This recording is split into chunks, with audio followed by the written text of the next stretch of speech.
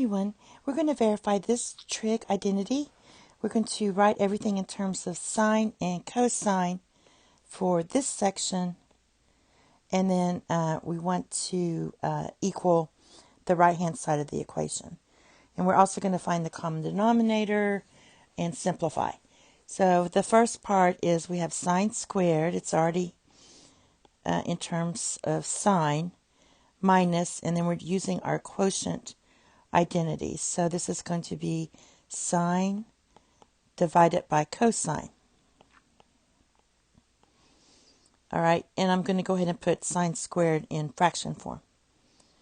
And then the same thing for the denominator, cosine squared of theta minus cosine of theta divided by sine of theta. So we just used both of these. Go ahead and put this in fraction form. Now the common denominator for the numerator portion is cosine of theta. So that means I need a cosine theta here, so I have to multiply this by cosine theta. So this is going to be sine squared theta, cosine theta, and then you have your minus sine.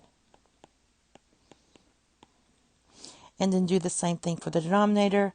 In this case, our denominator is sine, so we want a sine theta here, so we have to multiply this by sine theta. So we'll write cosine squared theta times sine of theta minus cosine theta. Now on the next slide, what I'm going to do is factor out a sine here, because each of these terms has a sine. And for this denominator portion, I'm going to factor out a cosine. So that's going to give me sine theta times sine theta cosine theta minus 1. All right, over cosine. Oops, this parenthesis should be here. All right, and then do the same thing for your denominator. So we get cosine theta. We're factoring that out, and we're going to get cosine theta sine theta minus 1 divided by sine of theta.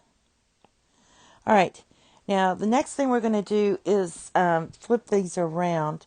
So if this is A, B, C, and D as lines, line A, line B, line C, line D, we know that A divided by B, and then you're dividing also C divided by D, you keep, change, and flip. So we're going to change this to times and flip it around. So I'm going to do that on here. So basically we're going to multiply the AB times D divided by C. So it's going to be sine of theta divided by cosine theta. Let me scoot this over a little bit so I have some room. Cosine theta times cosine theta sine theta minus 1. All right. Now, since we have this, I'm going to go ahead and erase this because I just rewrote it with my form. So just wrote it like this. And now we can simplify.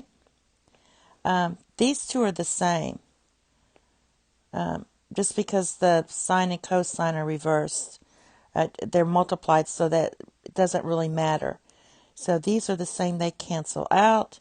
And then across we have sine times sine is sine squared. And multiplying across here we get cosine squared.